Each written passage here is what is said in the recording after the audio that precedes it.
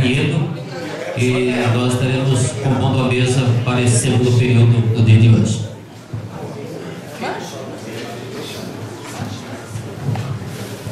Boa tarde a todos os companheiros e companheiras. Meu nome é Noêmia, eu sou da Regional Osasco, atuo na região de Cotia. Boa tarde, companheiros e companheiras. Meu nome é Fernando, eu sou da Regional de Campinas.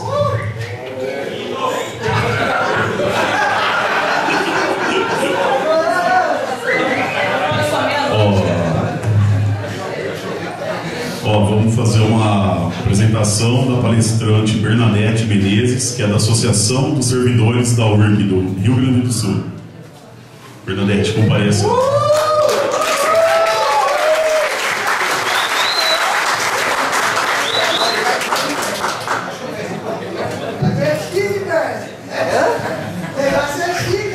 Eu tô vendo, cara. Eu tenho que pedir orientação para poder falar aqui.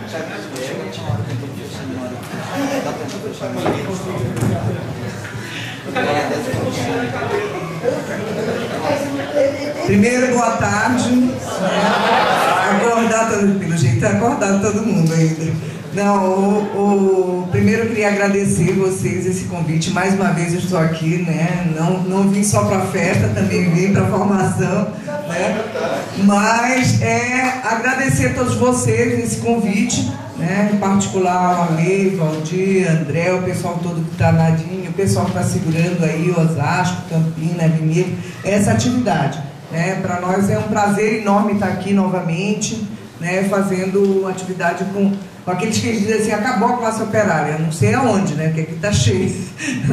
Então, para mim é um prazer grande. Segundo, que me deram desafio, né? Que depois do almoço, no escurinho, não deixar vocês dormirem.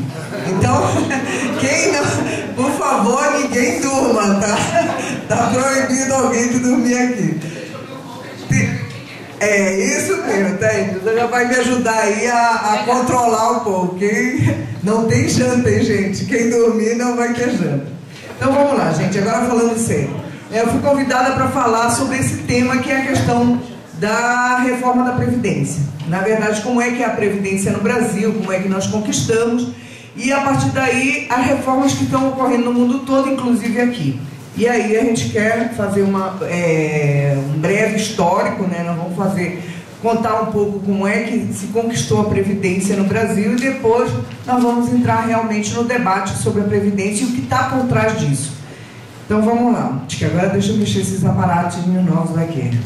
Primeiro, contra a precarização da Previdência. Isso aqui é uma grande manifestação lá que vocês estão vendo em Brasília, né?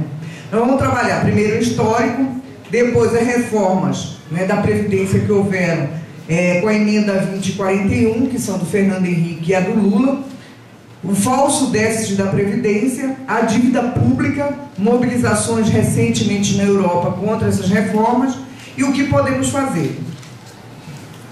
Então aí, comecei com essa foto por quê? O que eu queria, aqui é uma foto do início do século passado, né, na frente de uma fábrica, os trabalhadores, vocês estão vendo aí que não são só operários adultos, né, tem homens e mulheres operárias, tem crianças e bebês também, não é que os bebês eram operários, as crianças eram, né, mas os bebês, as mulheres eram obrigadas a levar suas crianças para a fábrica. Então, aí nós não tínhamos tempo de trabalho, previdência, aposentadoria, carteira assinada, PLR, não tinha nada disso, horário definido de trabalho, não tinha nenhuma legislação, né, que nos protegesse. Então, tudo o que nós temos hoje, inclusive o fato de estarmos aqui neste hotel sentados, né, tendo um bom almoço, tendo um bom quarto para a gente descansar e fazer um curso, a minha presença, eu poder me transferir de Porto Alegre até aqui para poder fazer esse curso, tudo isso foi conquista de organização e mobilização da nossa classe, tá? Então não tem nada, mesmo o pelego que se vende numa fábrica por um cargo, ele está sendo pago porque o sindicato é forte. Então o preço dele tem a ver com a nossa luta e a nossa força. Quanto mais forte o sindicato, mais vale um preço de um pelego comprado, tá? Então tudo, né, na relação trabalhadores, né, e os que estão contra nós, né, os patrões, os governos que os apoiam, etc., é disputa, correlação de força. Então, o sindicato mais forte é o sindicato que tem mais condições de dar formação, fazer luta, mobilização, fazer disputa política na sociedade, não só aumento de salário, porque aí a gente vai ver como a questão da Previdência é uma questão que não é só da fábrica, não é só da universidade onde eu trabalho, não é só da escola, não é do trabalhador de cada um desses locais de trabalho, mas da sociedade. Então vamos lá. Primeiro, então, a história. 1888 foi a tal chamada libertação dos escravos, né? Que o Brasil foi o último país, né, a acabar com a escravidão, né? Primeiro ele deu todas as concessões para o dono de escravo, depois ele acabou com a legislação que mantinha a escravatura no Brasil. Mas nesse ano, isso acontece por quê? Porque começam também os trabalhadores a se organizar. E os primeiros a conquistar foram os trabalhadores do Correio, tá? E fixaram em 30 anos efetivo serviço e idade mínima de 60 anos. Parecida com a de hoje. Então faz mais de um século e a gente ainda não avançou na legislação sobre a questão da aposentadoria. Nossa.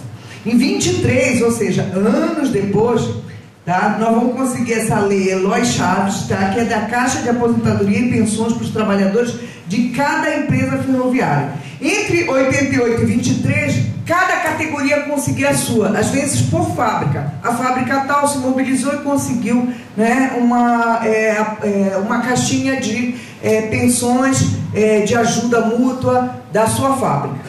E entre elas, então, essas categorias foram conquistando, né?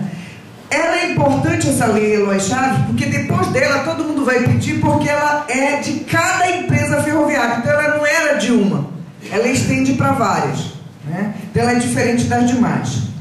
E aí em 30, né, como vocês sabem, né, teve o Getúlio Vargas, né, passa através de um golpe, né, mudar a correlação de forças também que estava antes, porque os trabalhadores lutaram como nunca no início do século passado, né, construíram partidos de esquerda, fizeram lutas, fizeram grande mobilização, greve geral em São Paulo, tá? A principal greve geral no país ainda é a de 1917, tá? Com assassinato de trabalhador. Eles não falavam nem a mesma língua, não tinham laptop, não tinham um celular, mas eles fizeram a maior greve que esse país já viu, tá? Então, e aqueles trabalhadores conquistaram, então, essa mudança na situação do país, que também se começou a mudar do campo para a cidade.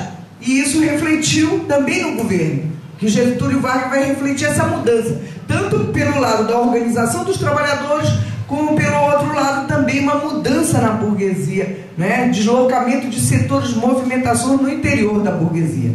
Então, é criado o Ministério do Trabalho, Indústria e Comércio, que também tratava das pensões, das aposentadorias.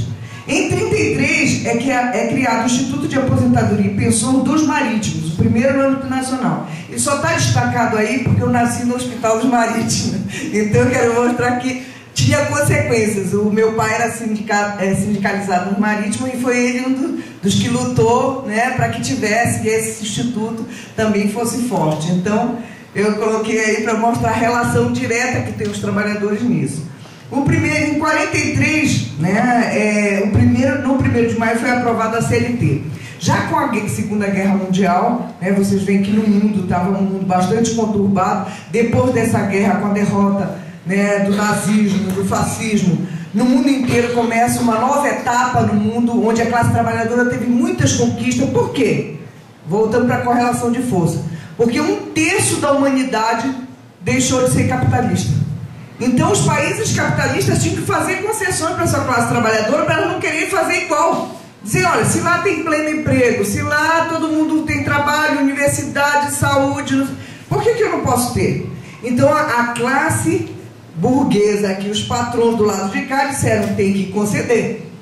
E aí também no Brasil também teve concessões. Apesar de que o governo Vargas, ele tinha a contradição das duas coisas, né? Ele tinha a contradição de querer refletir essa nova classe patronal, mas também queria controlar o movimento operário. Então a CLT também é um reflexo disso. Ela tem concessões e ela tem controle, né? Os 1º de maio, por exemplo, estava o presidente da República e os trabalhadores marchando, né? O 1º de maio era comemorado pelos patrões. Os patrões faziam a festa como se ele estivesse aqui, e os patrões das fábricas de vocês e os filhinhos de vocês traziam flores, entende? Para os patrões. Então era assim, era essa relação muito estreita com a patronal. Ali, em 1960, né, a primeira lei orgânica da Previdência, e em 66 é criado o FGTS. Né? Então você vê, mesmo com a ditadura militar, né, esse período ainda tem concessões. Por quê? Porque é um período onde há uma migração massiva, né, de trabalhadores do campo, né, de pequenos proprietários do campo, que vão abandonando suas terras e vêm para as cidades.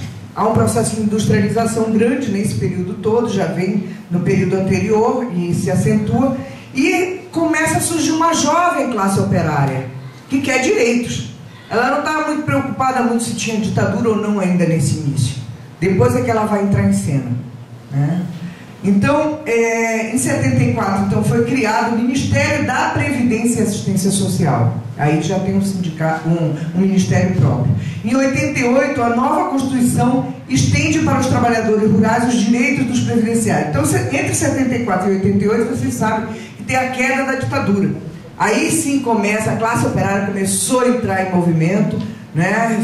Foi protagonista, fez grande greve, mobilizações, se une ao resto da classe trabalhadora, se une aos movimentos sociais do campo, se une aos movimentos sociais do bairro e muda a situação, derruba a ditadura, né? E impõe uma Constituição, que é a Constituição de 88, que até hoje todos os governos tentam tirar direitos que foram amarrados naquela Constituição. Aquela Constituinte tinha pressão de rua, tinha mobilização e organização da classe que iam lá impor direitos que até hoje estão tentando nos tirar. Se vocês pegarem as emendas da Constituição de 88, desde quando ela foi promulgada até hoje, é uma coxa de retalho a Constituição. Por quê? Porque ela foi remendada diversas vezes, tentando tirar direitos nossos. Então, em 88 foi fantástico. E uma das coisas grandes que aconteceram em 88 foi a extensão dos direitos previdenciários para os trabalhadores rurais. Foi considerada no mundo a maior distribuição de renda. Tá? Esse direito estendido aos trabalhadores rurais. Que hoje a patronal toda reclama na imprensa, diz: mas nós estamos sustentando quem não paga a previdência, que são rurais.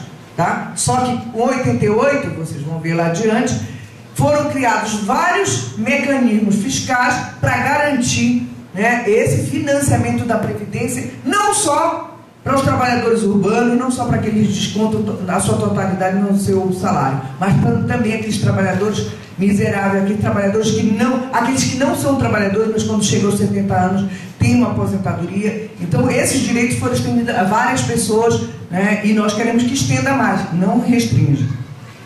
Em 1990, então, é criado o INSS. Em 98, o Fernando Henrique, aí começa a década de 90, né? A década de 90 é a década fatídica para nós. Começa o neoliberalismo a chegar no nosso país. Nós fomos, assim como fomos os últimos a acabar com a escravidão, mas em compensação nós fomos um dos últimos a aplicar os planos neoliberais. Tá? Os planos neoliberais já eram aplicados no Chile, nos Estados Unidos com Reagan, a Thatcher na Inglaterra, né? E assim por diante. Em nosso país, eles tinham que derrotar aquele ascenso lá de 80 da classe operária, derrotar aqueles que fizeram a Constituição de 88. Então, em 90, começa, né, a tentar reverter. A primeira tentativa foi Fernando Collor. Né? O Fernando Collor veio e o povo foi para a rua e derrubou. Mas, né, ainda ficou aquele impasse. E eles começam a tentar retirar direito, e é resistência e luta e tal. E aí começam a aplicar realmente as reformas. Em 95, tem um fato que eu não incluí aqui, que não tem diretamente a ver com a Previdência, mas foi decisivo para a nossa classe ser derrotada. Foi a derrota dos petroleiros. Aí você diz, como é que uma greve, né, ela pode derrotar toda uma classe? Aquela greve derrotou toda uma classe. Ela simbolizou, né, era uma resistência nacional com ocupação de refinaria, com ameaça de explosão dos poços, entende? E nós, todo o país, se tivesse tido consciência, a classe trabalhadora como um todo, e cercado de solidariedade, porque ela teve muita solidariedade, mas o governo começou com pesadas multas sobre esse sindicato e dobrou a classe trabalhadora. A partir daquela derrota, aí começa a retirada de direitos. Eu sei que na minha categoria nós perdemos 57 direitos, tá? E assim como a nossa, outra mais. E um dos fatos que foi uma derrota grande para a nossa classe foi a reforma do Fernando Henrique em 98, que aprova a emenda constitucional número 20, início da reforma da Previdência. Por que eu quero falar que as reformas elas não acontecem por acaso, né? Eu falei no início, a classe trabalhadora não tinha nada. Quando ela começou a se organizar e se mobilizar, é que foi conquistando coisas. E aqui também, as derrotas é que foram deixando que se tirasse coisas, né, da gente. E a reforma do Fernando Henrique de 98, primeiro, ela cria um maldito fator previdenciário, né, com a mudança de cálculo dos benefícios e a criação do fator previdenciário, limite de idade para aposentadoria integral dos servidores públicos e novas exigências para aposentadorias especiais, entre outras coisas, tá? Bem, o Lula, como não podia ficar para trás, também fez a dele, né? Em 2013, então, quando o Fernando Henrique começa a tirar direito, porque isso aqui foi só em relação à Previdência, mas os ataques foram vários, né? Então, vários ataques durante Fernando Henrique. Nós, por exemplo, passamos 10 anos sem reajuste de salário, nenhum concurso público para a universidade. A minha categoria hoje é envelhecida, né? Os mais novos, fora os concursados que agora houveram, tem 45 anos. Né? Então a média de idade é altíssima. Então, por quê? Porque no período Fernando Henrique foi draconiano, né? Bem, depois disso veio, aí o movimento começa a girar. Como perde muito na arena sindical, começa a jogar suas expectativas só no político, né? Quando o certo era combinar duas coisas. Tu mantém a mobilização e mantém o político também, porque tu tem que dar saídas gerais para a sociedade. Bem, naquela hora, nós estávamos perdendo desse lado, vamos só para esse. Jogaram todas as fichas que, elegendo Lula, as coisas poderiam, né, mudar e que salvaria a pátria, né? O Lula mal assume e faz a reforma da Previdência, né? Então há em todo o país, greves em todo o país, mobilizações em todo o país, passeatas, ocupação em Brasília, ocupação do Congresso, né? Teve até um amigo nosso que quebrou a fachada do Congresso. Então, quer dizer, nós temos vários acontecimentos nesse período, né? E começa a experiência com isso que seria o lulismo hoje, né? E o petismo, né? Eu brinco com meus companheiros do PSOL, digo que essa é a data de nascimento, a certidão de nascimento do PSOL é a reforma da Previdência, a emenda 41.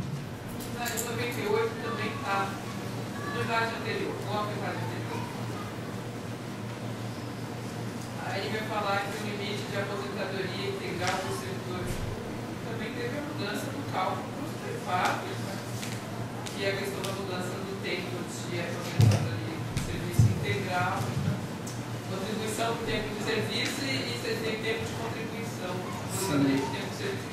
Que é o cálculo feito no fator.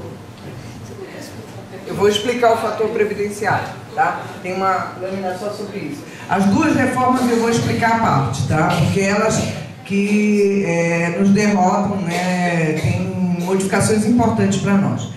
Então aqui encerra o histórico, tá? Então com Lula aqui não para, tá? Tem uma nova reforma em gestação, né? Ela quer prever 95 anos para os homens e 90 para mulheres, somando idade e contribuição, né? Somando os dois daria isso, 90 para as mulheres e 95 para os homens.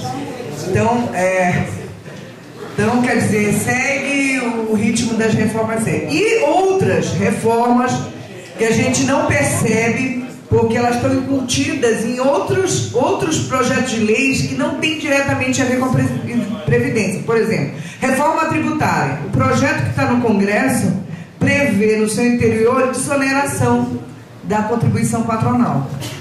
Tá? Então, isso é reforma da Previdência. Porque você está tirando receita da Previdência, que hoje é superavitária, como a gente vai ver adiante. Tá, então vamos tratar agora das duas emendas. emenda 20 e 41. Eu vou me deter mais na 20 porque tem diretamente a ver com vocês, já que a 41 é mais nós, servidores públicos. A emenda 20, como é que era antes? Primeiro era a média das últimas 36 contribuições dentro de 48 meses, para determinar qual era o valor da tua aposentadoria. Como ficou depois da emenda 20? A média dos salários desde julho de 94, tá? O que significa isso? Isso aqui é uma maldade com a classe trabalhadora. Por quê? Vamos ver aqui. Quantos aqui começaram a trabalhar com menos de 25 anos? Quanto? Levante a mão. Menos de 25 anos. Tá, então olha aqui quantos são. Tá? Pode baixar. Vamos fazer o inverso. Quantos começaram a trabalhar depois dos 25 anos? 2 pessoas, comigo 3. Né? Sou do time dos vagabundos, eu e mais 2 aqui. Então, nós estamos um pouco acompanhados aqui. Então, pois é, ou seja, a quem é que começa a trabalhar antes dos 25? A classe trabalhadora. Né? O meu marido, por exemplo, começou aos 14 anos.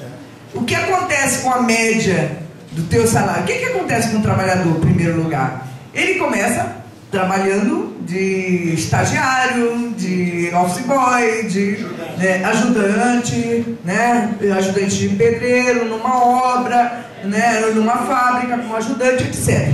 Ou seja, o salário lá embaixo.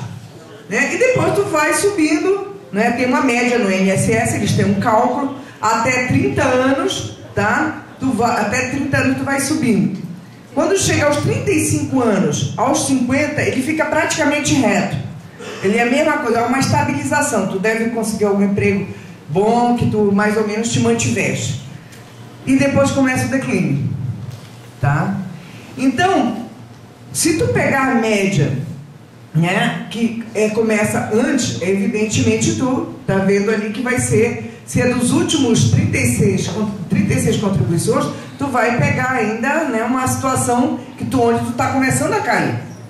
Né? Vai pegar ali. Então tu ainda pega um setor ainda de uma boa contribuição tua alta. Se tu pegar mais para trás, tu vai piorar a tua média. Né? Quanto mais tempo tu vai deixando, por exemplo, julho de 94, o pessoal que está entrando agora vai pegar toda a sua vida, que já é a reforma do Lula, por exemplo. Pegar toda a vida. Tá? Dos novos, né? É tipo da maldade para dividir nossa classe.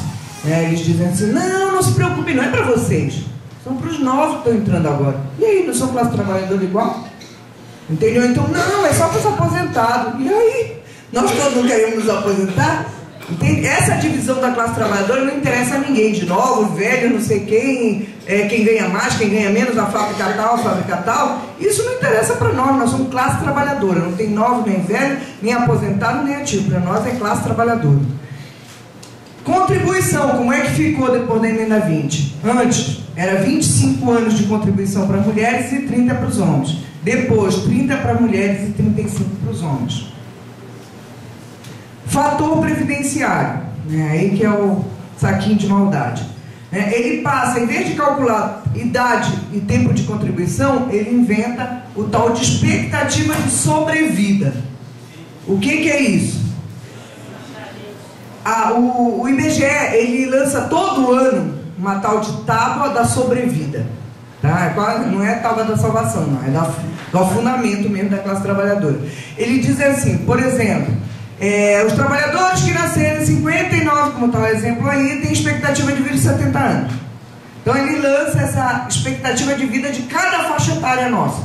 Tá? Hoje a tendência é os que nasceram o mais próximo possível de agora, ou seja, os mais novos, tem uma expectativa de vida mais longa. Os mais antigos, uma expectativa menor. Por quê? Porque não tinha saneamento, porque não tinha não sei o quê, porque não tinha várias coisas que hoje as pessoas que nasceram mais recentemente tiveram condições que nós não tivemos. Assim como os que estão nascendo, em tese, terão melhores condições dos que nasceram antes de nós. Tá? Então eles pegam essa expectativa de vida do IBGE e aí eles fazem. Quem nasceu em 1950, tá? A expectativa de vida é igual a 70 anos. Quando a pessoa chegou aos 55 anos, tá? Aí ela se aposenta. Para se aposentar, então, ela tem que ter, para ter ao total dos seus direitos, né, da sua aposentadoria, ela vai se aposentar dentro de 15 anos. Mesmo que ela tivesse, digamos, parte já das condições, como idade, tá? Digamos que seja uma mulher de 55 anos, e ela já tem os 30 de contribuição, porque ela começou a trabalhar cedo, tá? Então ela começou a trabalhar cedo, tem 30 de contribuição e tem um tempo de serviço. Aí ela não pode se aposentar. Ela só vai se aposentar se ela trabalhar mais 15 anos. Se ela se aposentar naquele momento que ela já tem as duas condições, ela vai ser aplicado para ela um redutor também, que é proporcional aos anos não completados da sua expectativa de vida, tá? Então o resultado disso, para vocês terem uma ideia, é que de 23 milhões de aposentados hoje no Brasil, a média dos benefícios é de R$ 648 por causa desse redutor, tá? Então isso aqui é draconiano, porque voltando aos que aqui começaram antes de 25 anos, a maior parte da classe trabalhadora começa a trabalhar entre 15 e 18 anos, tá? É só pegar a evasão escolar. A evasão escolar entre 15 e 18 anos é assim brutal, é um negócio assim imenso. Até os 15 anos, devido ao Bolsa Família, tá, tu mantém a maioria das crianças nas escolas. Depois dos 15 anos, termina o Bolsa Família, ele tem que trabalhar, tá? Então a maioria da classe trabalhadora começa a trabalhar aí. E o filho do patrão? Ele termina a faculdade dele com 20, 21 anos, 22, aí ele vai fazer mestrado no exterior, depois ele vai fazer doutorado, depois ele vai começar a trabalhar, né? Então, ou seja, a classe trabalhadora vai trabalhar de 14 anos, tá, até 60 anos no mínimo, porque ainda tem isso. A tua expectativa de vida pode reduzir a tua aposentadoria se tu quiser os teus direitos integrais, tá? Então, quer dizer, isso aqui é nefasto, o fator previdenciário. E eles querem transformar nessa fórmula 90-95, que é somar os dois, né, contribuição e idade, dá 90 para as mulheres e 95 para os homens, né? Sem falar que, né, a gente vai ver na reforma do Lula aqui, ó, agradecendo a Deus, porque está ajudando aqui a patronal. Ele, com a emenda 41, ele criou a idade mínima de 55 para mulheres e 60 para homens, novos 35 contribuição e 60 de idade para os novos, e o teto do 3.689.66, que já foi reajustado, né? Então, gente, evidentemente, primeiro, que esse teto, por que ele não cria o teto para juízes? Por que ele não cria o teto para os deputados? Por que ele não cria o teto para todos esses? Entende? Ele cria o teto só para a classe trabalhadora, porque a gente olha assim, isso ainda é... tem muita gente aqui que não ganha isso. Mas em breve vai estar ganhando, sabe por quê? Aqui, se a gente olhasse há 10 anos atrás, a maioria não pagava imposto de renda, não é verdade? A maioria de nós, ninguém descontava imposto de renda. A gente era isento, né? Por quê? Porque o nosso salário não chegava lá nos R$1.000 e poucos, que era 10 anos atrás o mínimo, né, da tabela do imposto de renda da primeira faixa. Bem, passado 10 anos, todos nós aqui pagamos imposto de renda, não é verdade? Sabe por quê? Porque a tabela não mudou, ela está lá, ela tem 64% de defasagem e não alterou. Então todo mundo passou. Tu tem luta, tu aumenta o salário, vem a inflação, tu corre atrás da inflação. Hoje todo mundo está acima da faixa e todo mundo pagando. Então o que eles querem com o teto? O problema do teto não é ser 3.600, porque até quando foi criado em 2004, né, que foi promulgada a mesma reforma. Em 2004, quando era, na minha categoria, o teto da minha categoria era 2.800. Então todo mundo dizia para mim, mas por que tu está combatendo esse teto? Se a nossa categoria, o salário mais alto não chega a ele, né? Só os professores universitários ganham isso. Aí eu dizia e contava isso, mas ninguém ligava, né? Hoje vários que são tudo de nível superior, que a universidade contratou, estão com esse salário ou mais do que isso, tá? E estão pagando. E mais, daqui a 5 anos, vários dos que estão aqui podem estar acima disso, tá? Então a tabela fica parada e todo mundo vai subindo. O que acontece? Institui que acima disso você contribui para quê? Se quiser uma aposentadoria, né, melhor, tu tem que contribuir para o quê? Fundo de pensão, tá? Aí foi criado também, não está inscrito, mas foi instituído os fundos de pensão, que todo mundo lembra aqui no Brasil, né, da Varig, por exemplo, recentemente, a gente olhando na televisão, né, os pilotos da Varig que tinham um padrão de vida, tendo que se vender apartamento, carro, se desfazer do seu padrão de vida, porque o fundo da Varig quebrou. Porque os fundos investem aonde? No mercado financeiro. Se ele vai bem, o fundo vai bem. Se vai mal, todo mundo se ferra, né? Só que previdência não pode ser isso. Porque uma coisa nós, na vida ativa, com 20 anos, 30 anos, 40 anos, digo, pá, vou procurar outro emprego, vou fazer um bico, me viro. Aposentadoria, tu não pode fazer com 70 anos, eu vou fazer um bico, vou fazer, entende, procurar outro emprego, não tem condição, entende? Então tu é uma idade que tu tem que ter segurança. Então a previdência, ela não pode estar à mercê do mercado financeiro, tá? Então é isso, vamos lá. Então, além disso, além da emenda 2041, vieram várias leis, tá, que complementaram, criando outras coisas em relação também à reforma da Previdência, mas também porque a Previdência ela é mais ampla, né? A gente vai ver que o sistema da Previdência não são só aposentadorias, tá? Ele é um sistema que inclui a saúde, né, e a assistência social, tá? Então, a alta programada, por exemplo, que a maioria já deve conhecer, né, que você tem uma enfermidade, né, você já tem, de acordo com a tua enfermidade, você já tem um tempo para ter alta. Então, digamos que eu fiz agora uma cirurgia de apêndice, de vesícula. Tá, foi tudo bem, para vesícula, uma semana tu tá ok, volta para o trabalho. E se no hospital eu tive uma infecção? O que acontece? Em uma semana eu tenho que voltar, não importa que eu esteja mal, com febre, internada, eu tenho que voltar na INSS para fazer uma outra perícia, para voltar para o hospital. Tá? Então hoje isso já funciona na alta programada. O novo modelo de perícia, até trouxe uma cópia ali, porque o INSS, a Previdência, aliás, está lançando essa proposta, ela está no site da Previdência, tá? Eu trouxe aquela impressa, deixar aí para vocês, também tem no pendrive a apresentação oficial dele, já que tem companheiros nossos que são da Previdência, também nos passaram do site, não do site, da proposta, tá? A proposta, eles estão recebendo até novembro sugestões dos sindicatos e da sociedade. Eles dizem que é para desburocratizar. Então, como é que vai ser? Afastamento até 120 dias não precisa de perícia do INSS. Um médico particular ou do SUS encaminha um atestado eletrônico com assinatura digital. O CID da doença já determina o tempo de afastamento. Tá? Então, de fato, desburocratiza. Qual é o problema? Quando um médico do INSS tiver um perito, tá, ele já avalia, digamos, que ele vai avaliar uma LER, né? Ele sabe qual é o grau de gravidade. Então ele não vai dizer, olha, o CID determinou uma semana, tu volta. Não, o teu caso é mais grave, tu vai precisar de um mês, tá? Então, o que os próprios peritos da Previdência estão dizendo é que o problema maior é que o índice de rejeição, né, do adiamento tende a aumentar, como já está acontecendo na alta programada. Pessoa muito mal e não consegue, né, adiar a sua licença, né?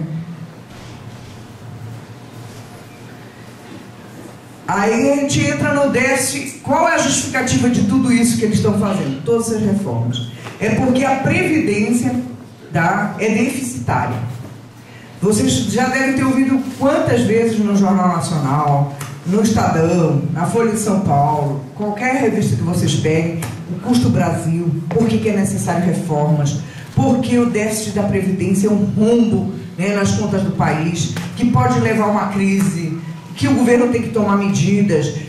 Por exemplo, sempre no comentário da Globo News eles dizem, não, agora temos que ver se a Dilma vai levar adiante as reformas necessárias, porque o Custo Brasil é inviável, não é possível. O Custo Brasil, o déficit da Previdência, o déficit da Previdência. Então, nós queremos falar aqui que é um falso déficit da Previdência. Por quê? Primeiro, explicar como é que funciona a Seguridade Social. Ela inclui saúde, previdência e assistência social, a partir da Constituição de 88. junto com a criação da Previdência, com esse conceito de seguridade social, ela estando dentro da seguridade, foi criado também os constituintes em 88, eles não só criaram esse conceito de seguridade, como eles também criaram todos os mecanismos de financiamento disso, tá? Porque abrange, o atendimento é bem mais amplo do que só as pensões, as aposentadorias. Então, além da contribuição dos trabalhadores na folha, nós temos o CONFINS, que é a contribuição para financiamento da Seguridade Social, CSLL, contribuição social sobre o lucro líquido, PIS, PASEP, recurso da loteria e outros ainda. Então, isso gerou superávites contínuos, né? Ao contrário do que eles dizem, né, tem superávit, que é, em 2009 foram 22 bilhões, 2008 40 bilhões, 2007 mais de 60 bilhões, 2006 50 bilhões, 2005 62 bilhões. Esse foi o valor que eu consegui até 2009, não tem ainda de 2010. Aí voltando, por que então a gente está dizendo que tem superávit e eles falam em déficit? Porque eles só contam, tá, com a contribuição dos trabalhadores na folha. Eles pegam só esse item e põem esses todos fora, tá? Sem falar nos outros mecanismos. O maior devedor da Previdência, você sabe quem é? É o Estado brasileiro. Ele não contribui a parte do patronal, tá? Ao contrário, ele tira. Aí a gente vai falar mais adiante. Aqui, tá, é o total aqui nosso do nosso orçamento no país. E aqui, ó, esse verdinho aqui é a Previdência Social, tá? Esse amarelinho aqui é juros e amortização do refinanciamento da dívida. Sabe quanto dá isso? 44,93% do PIB. Então, tudo que a gente produz, nós todos aqui, o país inteiro produz, toda a riqueza que está aqui dentro, a metade está aqui, ó. E por que eles querem mexer aqui? Porque vocês estão vendo, olha esses fiapinhos aqui. Saúde, educação, etc. Para vocês terem uma ideia, eu comentava hoje, acho que não sei se era com o André ou o Arley, eu estava dizendo para eles. Minha Casa Minha Vida, que foi o programa sobre o qual a Dilma foi eleita, né? O principal programa que ela apresentou, né, no programa eleitoral dela era Minha Casa Minha Vida, ele nem consta aqui. Sabe por que ele não consta? Porque ele está 4 zeros depois da vírgula. O percentual que o governo Dilma gasta tá com Minha Casa Minha Vida. Né? E a dívida, a metade. Minha Casa Minha Dívida. É o metro quadrado mais caro do mundo. É aqui, né, Tóquio e uma outra capital, parece que é Manhattan. São os lugares mais caros, o metro quadrado mais caro que tem no mundo. Né? Uma construção de uma casa popular, por exemplo, é escandaloso se comparar com o mundo inteiro. Então, ou seja, por que a gente tem que brigar? Porque nós temos que brigar por isso aqui, pelo amarelinho aqui. Nós temos que brigar por esse. Porque quem é que ganha esse aqui? Né? Primeiro dizer, por que a imprensa divulga então todos os meses o famoso déficit da Previdência? Para convencer a opinião pública da necessidade da reforma neoliberal. E por outro lado, esse déficit baseia num cálculo que não só prevê como receita da Previdência as contribuições sobre a folha de salário e não as demais fontes previstas na Constituição. E para que então? Voltando à pergunta, por quê? Né? Para convencer da reforma a dívida pública, tá? Que é aquela metade do PIB de tudo que a gente produz, que poderia virar, né, creches públicas, escolas de qualidade, universidade para todo mundo sabe que a classe trabalhadora mesmo, que é quem sustenta a universidade pública, poucos filhos da classe trabalhadora chegam numa universidade pública, tá? Quem chega naquelas universidades são filhos da burguesia, né? Ah, não, mas agora tem as cotas, tá? Cotas, mas quem alcança a cota de medicina? Quem alcança a cota do direito, ou dos cursos de jornalismo, ou dos cursos que são mais disputados? Não que esses sejam os mais importantes, mas quem é que alcança? Então tu não tem liberdade de querer escolher o que tu queres, né? O que sobra da universidade pública vai para os filhos da classe trabalhadora, tá? Então, em vez de virar, né, isso, nós estamos trabalhando dias da nossa vida, tá, para pagar uma dívida pública. Então, Além disso, ainda tem a desvinculação da Receita da União, 20%, ele pega lá aquele bolo lá da Previdência, ainda tira 20%, da educação tira 20%, da saúde tira 20% e joga, porque se chama superávit primário, e paga a dívida. Então, as desonerações da patronal, a reforma tributária, essa PEC 233, que desonera ainda mais ainda. Quem são os credores daquela dívida? Olha lá, mais da metade, 55%, são bancos nacionais e estrangeiros. Então nós trabalhamos para pagar e sustentar essa gente. É o que a Luiz Helena chamava de Bolsa Família dos Ricos, né? Essa é a verdadeira Bolsa Família, porque enquanto um trabalhador ganha uma bolsa de R$90, R$60, R$70, R$120, dependendo do número de filhos, né? Esses aqui ganham por mês em torno de 20 mil cada um, né? A média, se computarmos dividir por cabeça, né? Porque é lógico que os mais ricos ganham muito mais, mas por mês, né? Então, são aí os credores da dívida. Já tem experiência, aqui vocês devem ter na categoria, com certeza, gente que se enrolou com cheque especial, não já? Um que usou o cheque especial, depois teve que pedir emprestado para um banco para cobrir o cheque especial, depois não pôde pagar esse banco, refinanciou em 5 anos, depois não sei quantos anos, depois pediu para outro banco, quando viu, né? Eu tenho uma pessoa da família que está devendo quase 500 mil e tinha pedido R$8 mil. Né? O que ela gastou mesmo foram 8 mil, o resto foi juros em cima de juros, juros em cima de juros. A nossa dívida é assim, ela é só juros. O que fez o Equador? Está aqui a experiência do Equador, do Rafael Correia. Ele montou uma auditoria da dívida. Foram 50 pessoas trabalhando, entre parlamento, movimentos sociais, academia. Daqui foi a Maria Lúcia Fatorelli, que quem foi que me repassou parte desses dados aqui, entende? E compuseram essa auditoria da dívida.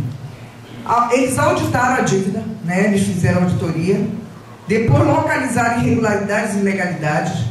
O presidente suspendeu o pagamento quando eles terminaram o trabalho, fez uma análise jurídica, mandou para os tribunais para avaliar o relatório da auditoria e reconheceu apenas 30% como real da dívida.